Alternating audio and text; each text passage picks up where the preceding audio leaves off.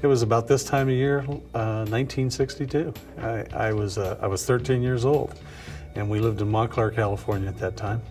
And there was a family across the street that was a fairly large family. They had about 5 or 6 boys, and the oldest brother came home one night with a brand new 62, red on red, Impala SS 409 4-speed car. And I remember just seeing that thing drive up and everybody running over to see it and walking over there and going, holy cow, this is probably the prettiest thing I've ever seen, you know. So I went to service and did a couple tours overseas. And when I came back, I was looking for a job. And there was a job in the paper called a locator rep at Hooker Headers. Well, Gary Hooker had a small shop down on Euclid, and he burnt the shop down, and he was almost out of business.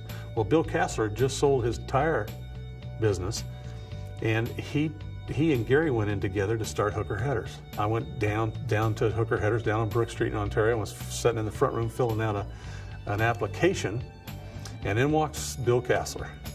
And he recognized me right away, and he said, "What are you doing?" I said, "Well, I'm looking for a job. I just got out of the service, and I don't have any work." And Bill says, "Well, anybody that's that's willing to go off serve their country and as good guys I know you are, he says needs a job." Neil Gates used to run the design shop at Hooker Headers. He was actually my first real boss in the business world, and he kind of showed me what this business was all about. It's more than a business. I mean, he enjoyed what he did at Hooker, but I mean, he went home and did the same thing. You got to live what you love, not just do something that you don't really enjoy. In fact, that's one of the things I remember my wife asked me when we first got married. She said, "What do you want to do in your career?" And I said, "Well, I'm really not sure, but I want to do something I really enjoy."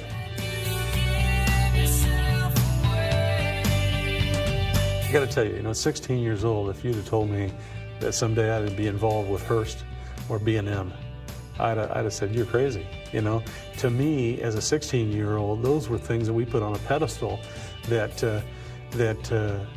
these were the gods of the business, and today to be involved in that is like a dream come true. I can't even imagine. I mean, every day I go to work with a smile on my face, just thinking, what can we do today to do something different and better for these guys that are out there building cars.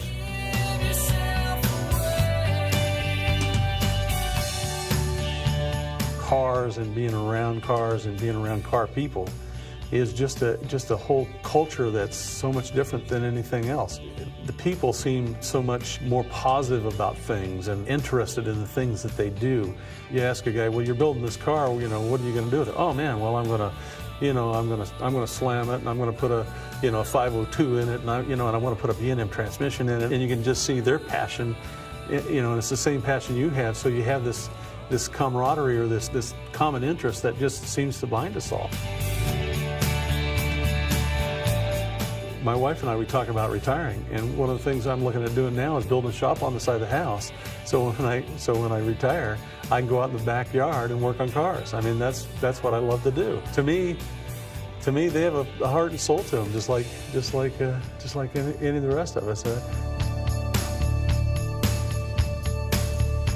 I think it's really important to continue to bring people up in our industry and try to pass on the same passion and the same understanding and involvement as we have, because I think it is a legacy that we all need to pass on.